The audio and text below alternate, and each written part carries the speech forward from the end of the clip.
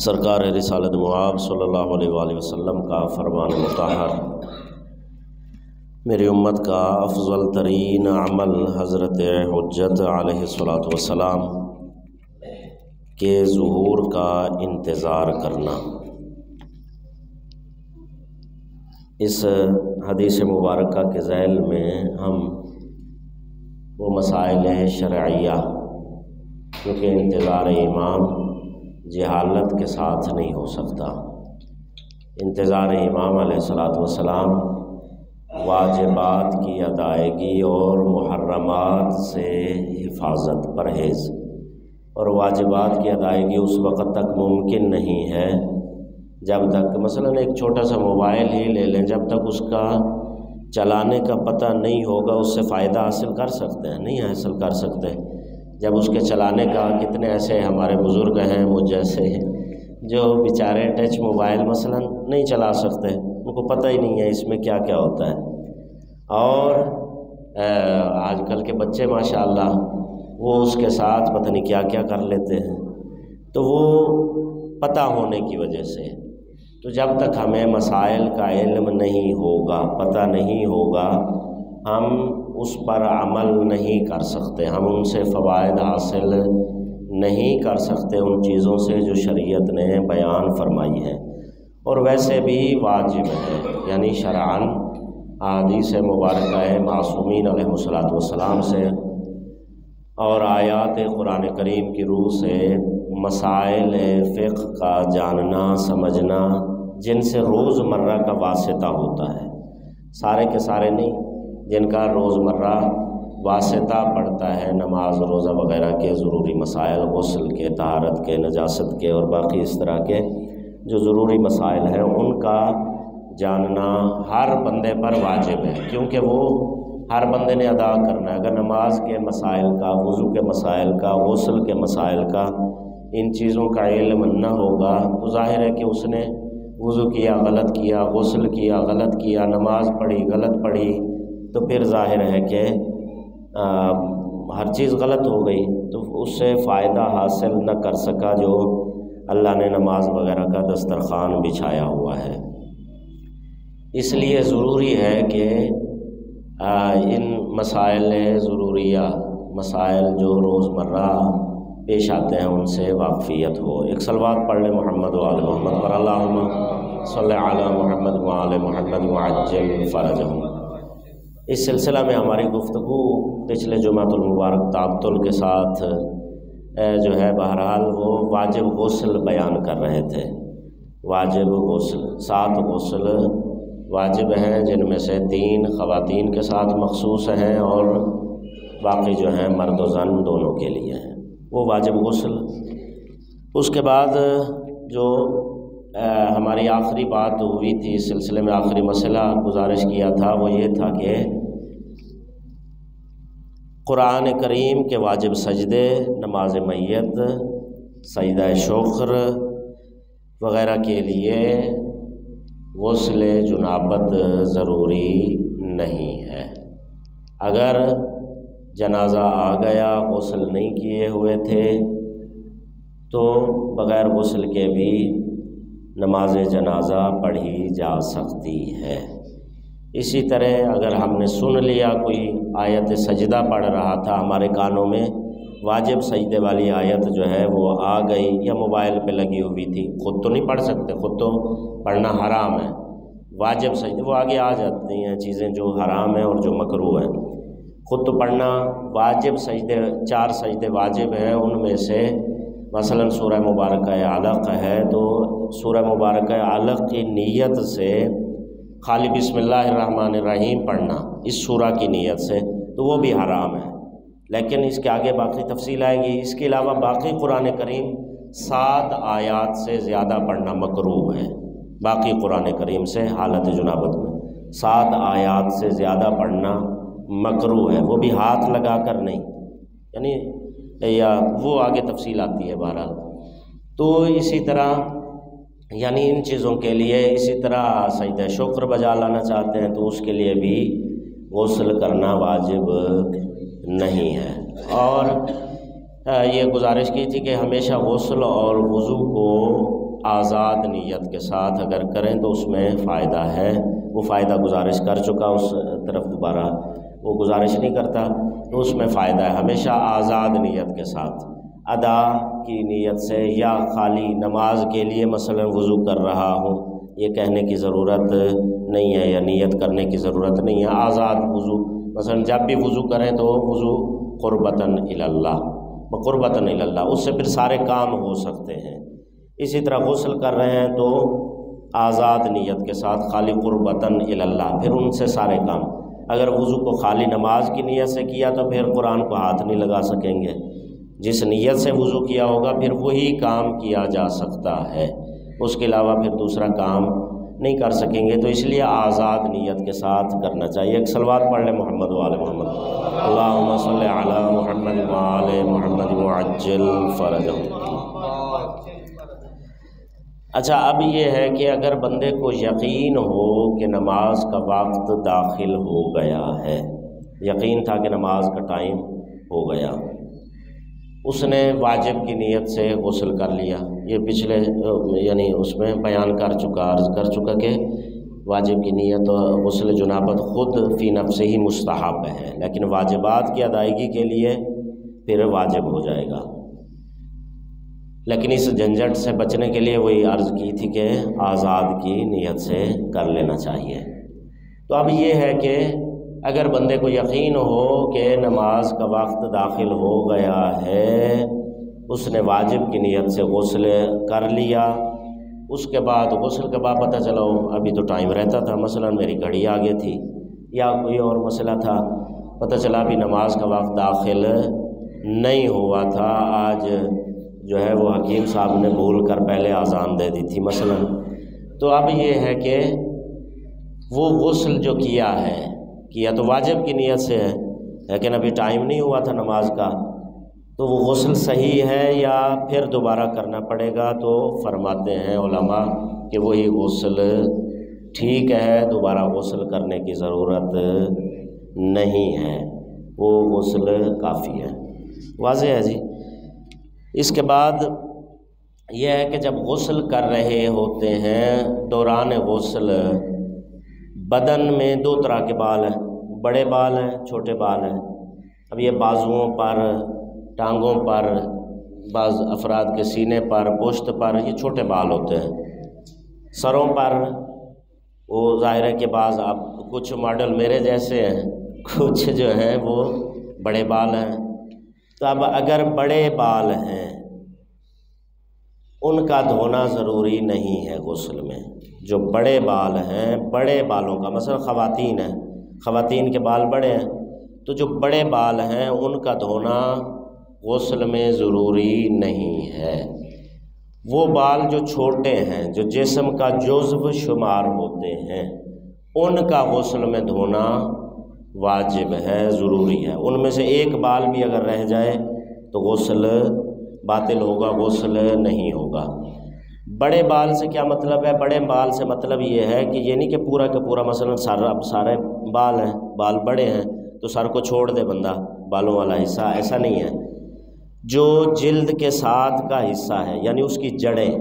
وہ دھل گئی ہیں، تو مثلا بال آگے ہیں تو وہ آگے والے حصے کو دھونے کی ضرورت نہیں ہے، اگر نہ بھی دھوئیں تو غسل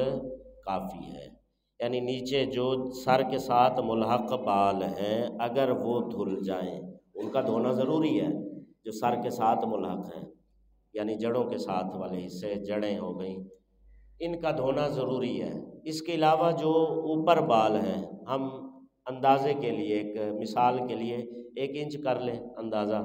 کہ سر سے 1 انچ تک وہ بال دھونا واجب ہے۔ اگر اوپر سے رہ بھی جائیں تو کوئی مسئلہ، چاہے رہ جائیں چاہے جان بوجھ کے بھی نہ دھوئیں، تو غسل کوئی بھی غسل ہے، خالی کوئی بھی غسل ہے تو وہ غسل ٹھیک ہوگا۔ اسی طرح اگر داڑھی کسی نے مستحب داڑھی رکھی ہوئی ہے، مثلا ایک پوری اس کے مطابق ہے، مٹھی داڑھی ہے، تب جو ساتھ ملحق ہے، اب ہماری جو داڑیاں ہیں اس کا دھونا واجب ہے، یہ جلد کا حصہ شمار ہوں گے۔ جو بڑی داڑھی ہے مثلا اگر کسی نے رکھی ہوئی تو اس کا بھی یہی حساب ہے، اگر نیچے سے کوئی حصہ رہ گیا ہے تو پھر اس سے مسئلہ نہیں ہے، غسل ٹھیک ہے، لیکن جو ملحق ہیں ان کا دھونا ضروری ہے۔ تو بدن کے چھوٹے چھوٹے بال جو ہیں ان کا دھونا، جیسے یہ ہمارے بزرگ ہیں شاہ صاحب، ان کی جو داڑھی ہے خدا قبول فرمائے، اب یہ مستحب مقدار میں ہے، تو اب اس کے اگر نیچے سے کوئی حصہ رہ جاتا ہے، جلد کی طرف سے نہیں، نیچے کی طرف سے، تو پھر غسل میں کوئی فرق نہیں پڑے گا، غسل ٹھیک ہوگا۔ صلوات بر محمد وآل محمد، اللہم لا محمد وآل محمد وعجل فرجہم۔ اس کے بعد یہ ہے کہ بندے نے غسل کیا، غسل کرنے کے بعد اب ظاہر ہے کہ وہ طریقہ مکمل آگے آ رہا ہے۔ ویسے تو اجمالی طور پر سارے جانتے ہیں کہ سر گردن دائیں طرف بائیں طرف، یہ ہے کہ غسل کرنے کے بعد اسے پتہ چلے کہ مثلاً میرے دائیں طرف انگوٹھی کے نیچے، انگوٹھی میں نے پہنے ہوئے تھا، اس کے نیچے سے جگہ خشک رہ گئی ہے، یا مثلاً کچھ اور، یا ویسے ہی کوئی جگہ خشک رہ گئی ہے، وہاں تک پانی نہیں پہنچا، بائیں طرف بھی دھو لی ہے، تو اب یہ ہوگا کہ دائیں طرف کو مکمل دھونا ضروری نہیں ہے، دائیں طرف مکمل دھونا ضروری نہیں ہے، اسی جگہ کو جو خشک رہ گئی ہے اس کو دوبارہ دھوئیں گے، اس کو دھونے کے بعد پھر البتہ بائیں طرف کو دوبارہ دھونا ضروری ہوگا، یہ نہیں کہ دوبارہ سر سے شروع کریں گے یا دائیں طرف پوری کی پوری دھوئی جائے گی، بلکہ جو جگہ خشک رہ گئی ہے دائیں طرف کی اس کو دھو کر پھر بائیں طرف کو مکمل دوبارہ البتہ دھونا پڑے گا، اور اگر بائیں طرف کی کوئی جگہ خشک رہ گئی ہے تو پھر بائیں طرف کی صرف وہی جگہ دھو لیں گے تو کافی ہے۔ البتہ یہ غسل ترتیبی میں ہے، غسل ارتماسی جو غوطے کے ساتھ نہر وغیرہ میں، حوض میں، ان میں اگر بدن میں کسی جگہ پر کوئی جگہ تھوڑی سی خشک رہ گئی ہے تو پورا غسل دوبارہ کرنا پڑے گا، یعنی ایک غوطہ جو ہے وہ دوبارہ مارنا پڑے گا، وہ پورا غسل دوبارہ کرنا پڑے گا، لیکن ترتیبی میں جو ہے وہ بات واضح ہو گئی جی۔ ایک صلوات پڑھ لیں محمد وآل محمد پر، اللہم صلی علی محمد وآل محمد وعجل فرجہم۔ غسل سے پہلے اگر خصوصاً غسل جنابت ہے تو اس سے پہلے پیشاب کرنا اور استبراء کرنا، یہ دونوں کام مستحب ہیں۔ غسل سے پہلے پیشاب وغیرہ کرنا جو ہے ضروری ہے، کیونکہ اگر کوئی چیز نالیوں میں پھنسی ہوئی ہے تو وہ نکل جائے۔ اس کے بعد اب غسل ہم نے کر لیا، اس میں البتہ جو ہے وہ مراجع میں اختلاف ہے، غسل جنابت کے بعد وضو کرنا جائز نہیں ہے، جائز ہی نہیں ہے، یہ تمام مراجع کا فتویٰ ہے۔ غسل جنابت کے بعد نماز کے لیے وضو وغیرہ کی ضرورت نہیں ہے، اسی غسل کے ساتھ جو ہے وہ نماز ادا کی جائے گی، یعنی سارے کام جو وضو کے ساتھ کیے جاتے ہیں، مثلا تلاوت قرآن کریم کو ہاتھ لگانا یا باقی جتنے کام ہیں، غسل جنابت کے بعد وضو کی ضرورت نہیں ہے۔ باقی جو غسل ہیں، واجب غسل، جمعہ کا غسل ہو گیا، باقی غسل، اس میں مراجع میں اختلاف ہے، اس کے اندر مراجع میں اختلاف ہے، وہ جس مرجع کو جو فالو کرتے ہیں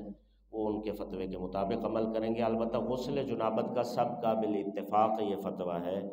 اس کے بعد وضو کرنا جائز نہیں ہے، وضو نہیں کیا جائے گا، ضرورت نہیں ہے۔ باقی غسلوں کے لیے جو ہے وہ اختلاف ہے، بعض کے نزدیک صرف غسل جنابت ہی جس کے بعد وضو کی ضرورت نہیں، اور بعض نے غسل جمعہ اور خواتین کے غسل خواتین کے لیے اور بعض دوسرے غسل بھی بیان کیے ہیں، وہ اپنے اپنے مرجع جو ہے اپنا ڈاکٹر اس سے رجوع کر کے اس کے مطابق دوائی کھانی چاہیے۔ ایک صلوات پڑھ لیں محمد وآل محمد پر، اللہم صلی علی محمد وآل محمد وعجل فرجہم۔ اچھا، اب اس کے بعد استبراء، اب اس کا جو ہے وہ طریقہ وہ ظاہر ہے کہ یہاں پہ بیان نہیں کیا جا سکتا، وہ آپ خود بھی تقریباً بزرگ تو جانتے ہیں، یا جو جانتے ہیں جانتے ہیں، جو نہیں جانتے اچھا اب ویسے اگر کوئی بعد میں پوچھنا چاہے تو پوچھ سکتا ہے، شرعی مسئلہ ہے، اس میں حرج نہیں ہے، اس کا فائدہ بہت، فائدہ البتہ عرض کر دیتا ہوں اس کا فائدہ یہ ہے استبراء کا، اگر پیشاب کے بعد استبراء کر لیا جائے تو اس کا فائدہ یہ ہوتا ہے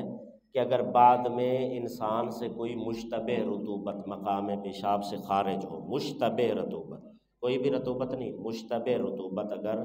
خارج ہو، اور کچھ رطوبتیں ہم بیان کر چکے ہیں، پیچھے گزر چکی ہیں، وطی مزی وغیرہ وغیرہ، اس کے علاوہ کوئی مشتبہ رطوبت اگر خارج ہوتی ہے مقام پیشاب سے، اگر استبراء کیے ہوئے تھا تو پھر اس کا وضو وغیرہ صحیح شمار کیا جاتا ہے، وضو ٹھیک ہے۔ اگر استبراء کیے ہوئے نہیں تھا تو پھر وہ پیشاب کے حکم میں آئے گی مشتبہ رطوبت، اور اس کے بعد وہ یعنی کپڑے بھی نجس ہو جائیں گے اور دوبارہ وضو وغیرہ بھی کرنا پڑے گا۔ یہ اس کا فائدہ استبراء کا شرعی مسئلہ ہے، اگر کسی کو معلوم نہیں ہے بعد میں وہ اگر پوچھنا چاہے تو پوچھ سکتے ہیں۔ تو بہرحال یہ ایک مستحب امر ہے، مستحب چیز ہے، اس کو بجا لانا چاہیے۔ اس کے بعد آ گیا جی طریقہ غسل۔ غسل کوئی بھی ہے وہ دو طرح سے ہے، غسل ترتیبی، غسل ارتماسی۔ سب سے پہلے یہ ہے کہ بدن کو ہر وہ چیز جس کی وجہ سے بدن پر پانی نہیں پہنچتا، تیل لگا ہوا ہے، کچھ ایسا لگا ہوا ہے، مثلا خواتین ہیں تو ان کی نیل پالش لگی ہوئی ہے، سرخی یا کوئی کریم اس طرح کی بندے نے لگائی ہوئی ہے۔ آج کل تو ماشاءاللہ یہ تصدق صاحب بیٹھے ہوئے ہیں، ان کا سٹور ہے، فارمینز جو ہے وہ اتنی کریمیں آ چکی ہیں اور بندے لگا لگا کے، جو نورانیت وضو اور لمبے سجدے سے آتی ہے وہ کسی کریم سے نہیں آ سکتی، یہ بات واضح ہونی چاہیے۔ البتہ بہرحال یہ ہے کہ شریعت نے منع بھی نہیں کیا ہے، ظاہر ہے اگر حرام چیز سے نہ بنی ہوئی ہو تو۔ بہرحال اگر جسم پر کوئی ایسی چکنائی، آئل یا اس طرح کی کوئی چیز لگی ہو، اس کو دور کرنے کے بعد اس کو ہٹانا ضروری ہے، ظاہر ہے کہ اس کی وجہ سے پانی بدن تک نہیں پہنچے گا۔ اگر کوئی نجاست لگی ہوئی ہے، گندگی لگی ہوئی ہے، اس کو صاف کرنے کے بعد، اگر نہیں لگی ہے تو ضرورت نہیں ہے، پہلے صابن سے نہانا دھونا اس کی ضرورت، اگر بدن پاک صاف ہے، کوئی چکنائی نہیں لگی ہے، کوئی رکاوٹ نہیں ہے تو ضرورت نہیں ہے۔ اگر لگی ہوئی ہے تو خالی اس کو بھی دھو لیں تو کافی ہے، یہ نہیں کہ پورا پہلے نہائیں۔ سردیوں کا موسم ہے تو اتنا کوئی ضروری نہیں ہے کہ پہلے یہ مشقت اٹھائے بندہ۔ نیت کرنی ہے، نیت اسی طرح آزاد۔ طریقہ سب غسلوں کا ایک ہی ہے، سب غسلوں کا، نیت میں فرق ہے، طریقہ سب کا ایک ہے۔ اچھا بندے پر کئی غسل ہیں تو بھی وہ سارے غسل ایک نیت کے ساتھ، یعنی ایک نیت کا مطلب ایک ہی غسل میں سب کی نیت کی جا سکتی ہے،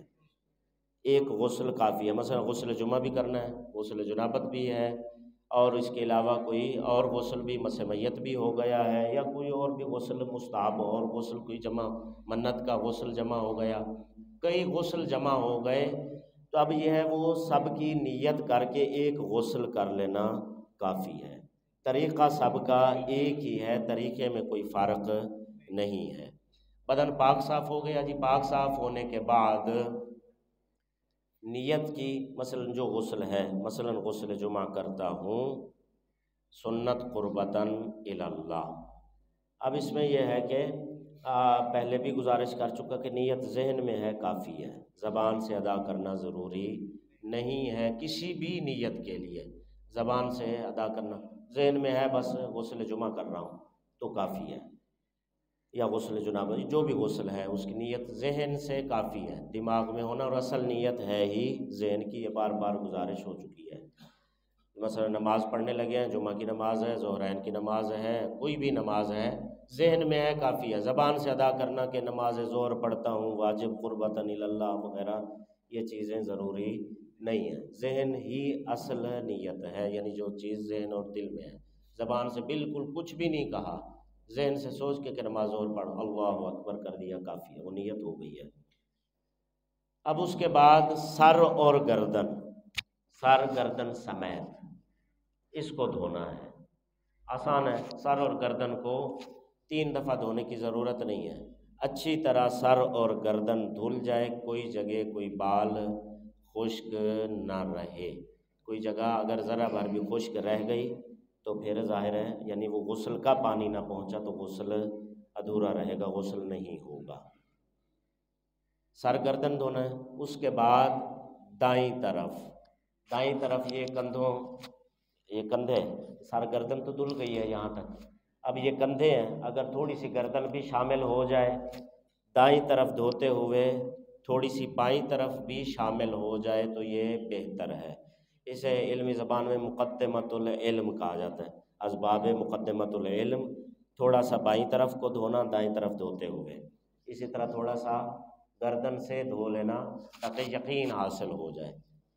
آگے اور پیچھے دونوں طرف سے دائیں طرف کو دھونا، سر گردن، اس کے بعد دائیں طرف جب اچھی طرح آگے پیچھے سے دھل گئی، اس کے بعد پھر بائیں طرف، شرمگاہوں کو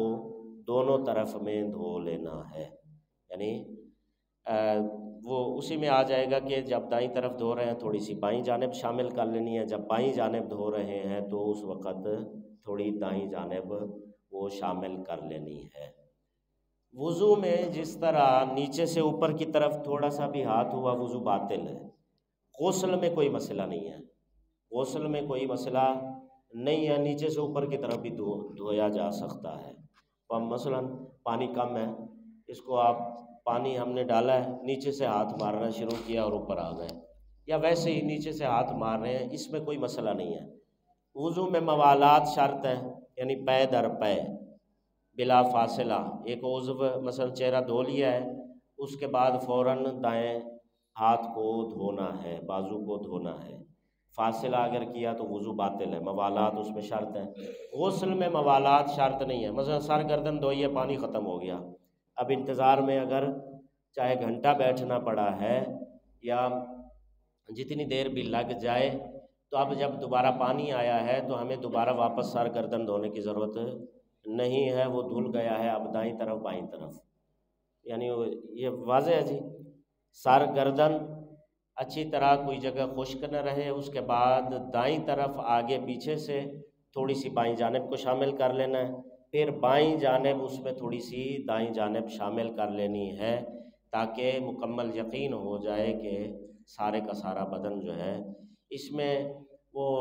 کچھ چیزیں پڑھنے کی ضرورت، بعض لوگ جو ہے وہ کچھ چیزیں پڑھتے رہتے ہیں، وہ چیزوں کی ضرورت نہیں ہے، بس نیت اور اس طریقے سے پاک صاف پانی کے ساتھ اگر غسل کر لیا جائے تو وہ کفایت کرتا ہے۔ خداوند رحمان و رحیم ہمیں دین سیکھ کر اس پر عمل کرنے کی